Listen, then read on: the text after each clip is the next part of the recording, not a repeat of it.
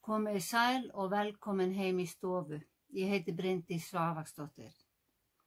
Í dag, 3. apríl, er 5. sunnudagur í föstu og þema dagsins er endurlausnarinn.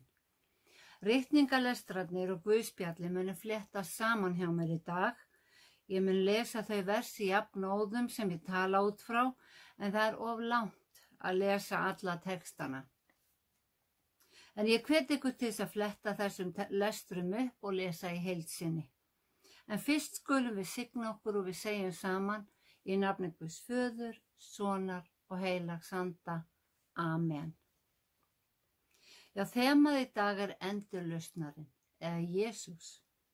Og orðið sjálft endurlausn segir okkur að nýja lausn er að ræða. Forskeytið endur hefur sömu merkingu og aftur eða enn á ný. Í annað sinn býður Guð lýðnum upp á frelsun úr fjötrum vantrúar. Fyrri lausnina gaf Guð Ísraelsmönnum í eyðimörkinni, í gegnum hlýðni við boðorðin og fórnar ákvæðin.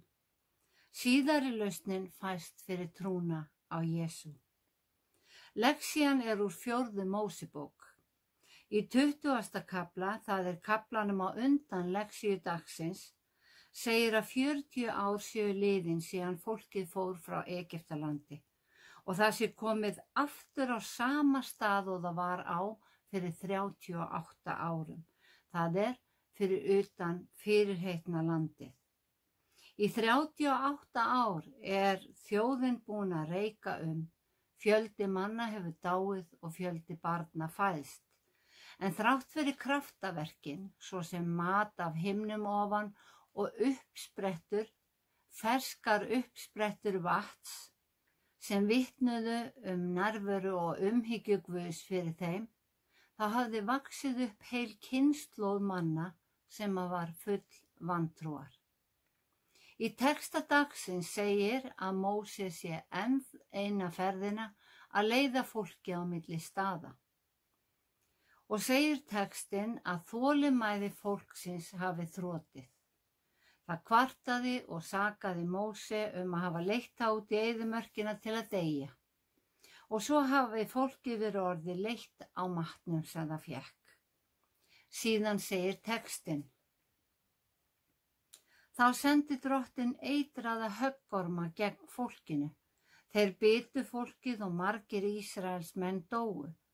Fólkið kom þá til Móse og sagði: Við höfum syndgað vegna þess að við höfum talað gegn Drottni og þér.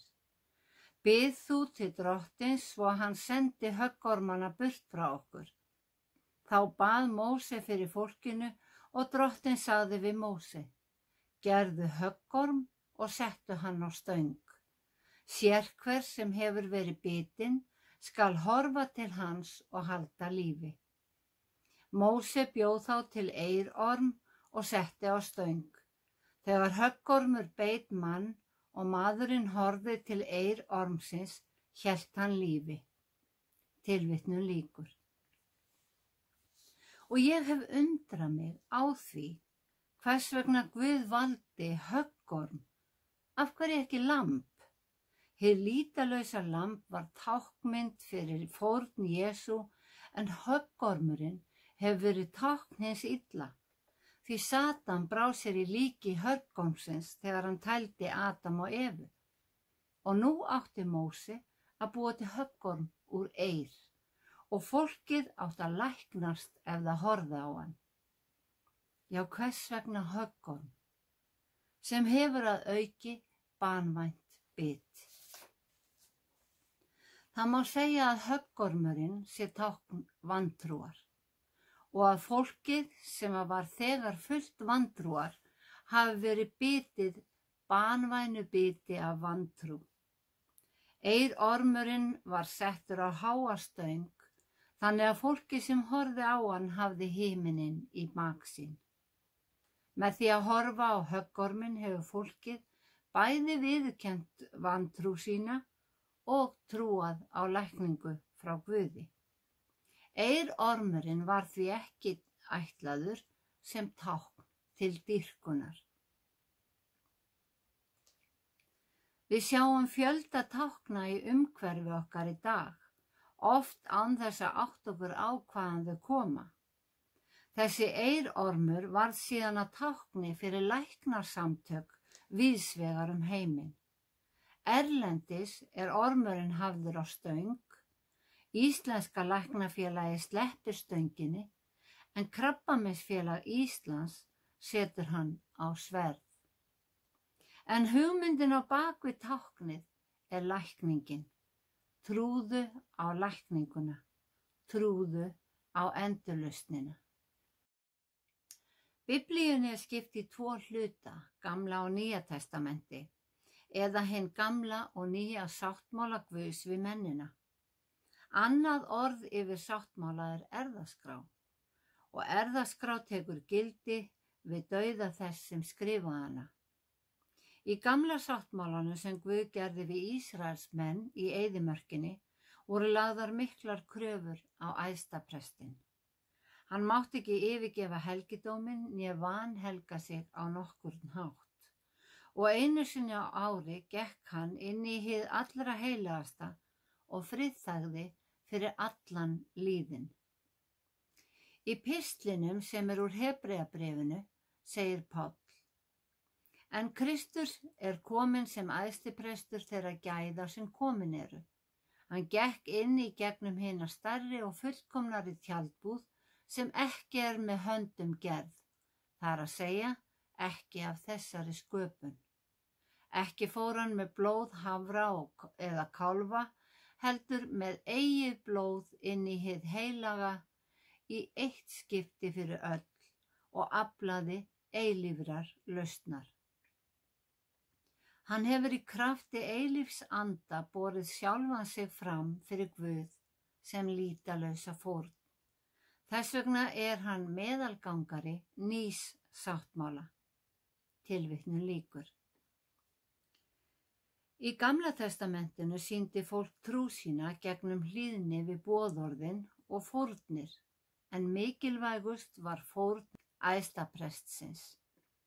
Hann færði á táknrænan hátt fórn fyrir allan lýðinn. Og þegar Jesús dó á krossinum hættu þessar fórnir. Því fortjaldi fyrir framan hið allra heilagasta rifnaði í tvennt. Svæðið fyrir innan var ekki lengur heilagt. Því hinn eini sanni æðstiprestur lauk hlutverki sínu á krossinu. Hinn fullkomna fórn var færð, gamli sáttmáli eða gamla erfðaskráin féll úr gildi og ný erfðaskrá tók við, sem tími endurlausnar fyrir alla menn. Eða eins og segir í versi vikunnar: Mannssonurinn ekki kominn til að láta þjóna sér, heldur til að þjóna og gefa líf sitt til lausnargjalds fyrir alla.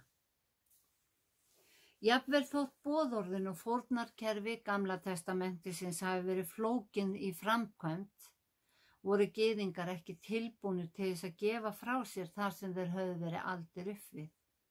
Jesús var undir stöðugum ásökunum að vera falsbánmaður. Í guðspjalli dagsins Jesús staddur í helgidóminum. Hann á tali við gyðinga frelsi trúarinnar andstætt því að vera þræll syndarinnar og byrjar samtalið nokkru áður en guðspjallstextinn hefst. Gyðingar segjast vera niðjar Abrahams og eigi Guð sem föður, en Jesús segir að væri það svo myndu þeir elska hann, því hann væri sendur af Guði. Síðan kemur texti dagsins.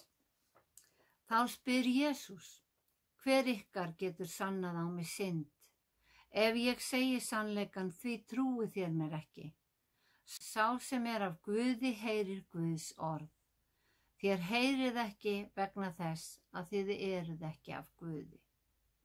Þeir svöruðu honum: það ekki rétt sem við segjum að þú sést samverji og hafir illan anda? Jesús ansaði: Ekki hef ég illan anda, ég heiðra föður minn, en þér smánið mig. Ég leita ekki míns heiðurs, en sá til sem leitar hans og dæmir. Sannlega, sannlega segi yður, sá sem varðveitir mitt orð skal aldrei að eilífu deyja. Tilvitnun lýkur. Það mín trú að það sé aðeins ein synd og að hún sé vantrú á Guð. Og ef einhver hefur gengið syndlaus á þessari jörð, þá það Jesús. Hann leitaði ekki eftir heiðri fyrir sjálfan sig, heldur fyrir föðurinn. Hann veggsamar föðurinn og faðirinn veggsamar hann. Og þegar gyðingana þrýtur rök gegn orðum Jesú, saka þeir hann að vera samverja. Það að segja óvin gyðinga, lægra metin þjóðfélagsþegn og að auki með illan anda. Jesús segir að hann þekki föðurinn og varðveiti orð hans og segir í lok Guðspjaldsins, áður en Abraham fæddist ég. En bein þýðing áður en Abraham fæddist ég. Þannig staðhæfir Jesús að hann sé Guð, því ég nafn Guðs. Slík staðhæfing náttúrulega guðlast að þeirra mati og þeir taka upp steina til að grýta hann, en hann huldist þeim og komst undan. Já, þemað í dag endurlausnarinn og Guðspjalli vitnar að Jesús gaf öllum tækifæri til að frelsast. Jafnvel þó hann hafi séð í hjörtum þeirra að þeir væri ekki móttækilegir fyrir orði hans. Þegar Jesús dó tók nýr sáttmáli við og nú horfum við til Jesú í trú, eins og fólkið horfði á orminn í eyðimörkinni. Því að við trúum að Jesús Kristur sé æðsti presturinn sem lagði sjálfan sig fram sem lýtalausa fórn á krossinum. Fórn sem var framkvæmd í eitt skipti fyrir öll og fyrir alla menn. Og við trúum því að fyrir trúna á hann eignumst við eilíft líf í ríki hans. Eins og Jesús sagði, sá sem varðveitir mitt orð skal aldrei að eilífu deyja.